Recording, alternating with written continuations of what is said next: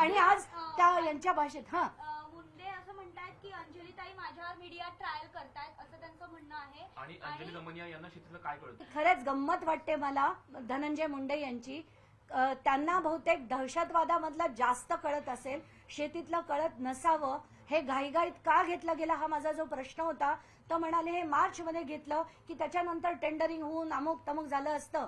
अरे मग ते मार्च मध्ये करताना तुम्ही झोपलवतात का नोव्हेंबर पासून मार्च पर्यंत? अचानकपणे तुम्हाला जेव्हा कळलं आता लोकसभा येणार, आपल्याला पैसे लागणार, म्हणून हे टेंडर प्रोसेस तुम्ही फ्लोट केलं.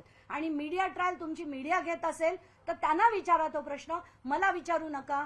मला जे जे पुरावे मिळत आहेत ते मी लोकांपुढे एकदा नाही अनेक वेळा देत राहीन. मग तुम्हाला जे मला नावं ठेवायचे तुम्ही ठेवा, खुशाल ठेवा, हसू तुमचं होईल, माझं नाही. आणखी एक महत्वाचा मुद्दा आहे की हे टेंडरवरचा वाद जो आहे तो हा संपूर्ण समोर आहे, पण याला आता भावनिक राजकारण देण्याचा प्रयत्न मुंडेंकडून केला गेला. कारण की त्यांनी थेट म्हटलंय की संपूर्ण बीडला अंजली दमनिया यांनी बदनाम केलेलं आणि जातीचं वळण सुद्धा दिले. मला तर खरंच सांगायचंय की संपूर्ण बीड इतकं उत्तम जिल्हा असताना त्याला बदनाम करणारे हे धनंजय मुंडे, वाल्मिक कराड, सुदर्शन घुले, कृष्णा आंधळे, विष्णू चाटे ही मंडळी आहेत.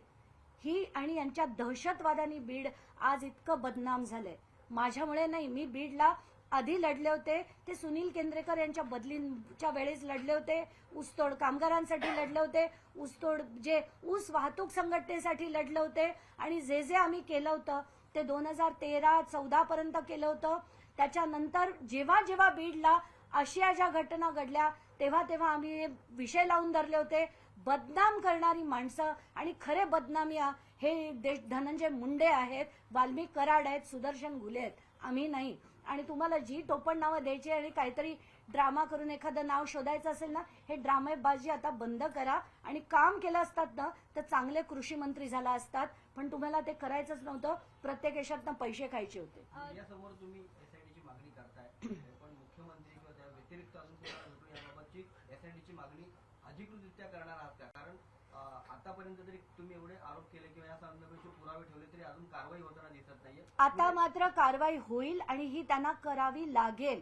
कारण हे जे मी आत्ता ज्या प्रेस कॉन्फरन्समध्ये म्हटलं ते धनंजय मुंडेंनी जे रबिश ते बोलले होते माध्यमांसमोर, त्याचा एक एक गोष्टीचा मी खुलासा केला. ते म्हणे आम्ही मुदतवाढ दिली, आम्ही आणि लोक यावे आणि निवेदा यावे त्याच्यासाठी मुदतवाढ दिली. त्यांनी कुठलीही मुदतवाढ दिली नव्हती. कॉरिजेंडम 2 आणले होते, ते पण का की डायरेक्टली इफकोकडनं खरेदी करून येऊ नये आणि ते ट्रेडर मार्फत आपल्याला खरी करता यावी आणि छोटे ट्रेडर यावे याच्यासाठी या सगळा केलेला गेम प्लॅन होता. आणि याचा हे मी पुन्हा तुम्हाला म्हणते की सगळे जे पेपर आहेत ते माध्यमांनी रोज लावून धरावे आणि त्याच्यात प्रत्येक मी जे पेपर मांडलेत ना पुरावे, त्याच्यावर त्यांचं एक्सप्लेनेशन घ्यावं. एक एक पुरावा दाखवून त्यांचं एक्सप्लेनेशन त्यांच्यावर घ्यावं. त्याला म्हणतात मीडिया ट्रायल. आतापर्यंत झाली ती मीडिया ट्रायल नाही, आतापर्यंत झालेला तो जनतेचा आक्रोश होता. जनतेने आम्हाला माहिती पोहोचवली आहे, तिथल्या बीडच्या लोकांनी पोहोचवली आहे, व्हॉट्सअपमधनं पोहोचवली आहे, कॉल्सवर पोहोचवली आहे, फेसबुकवर पाठवली आहे, किती माहिती आली आहे. माझं एक corruption Anjali Damania against corruption नावाचं जे एक फेसबुक पेज आहे तिथून लोकांनी मेसेज पाठवलेत मला. अशा प्रकारे लोक पोहोचली आहेत. तर हे बीडची बदनामी करणारे नाही, ती बीडचीच जनता पाठवते, हे तुम्ही थोडंसं भान ठेवा.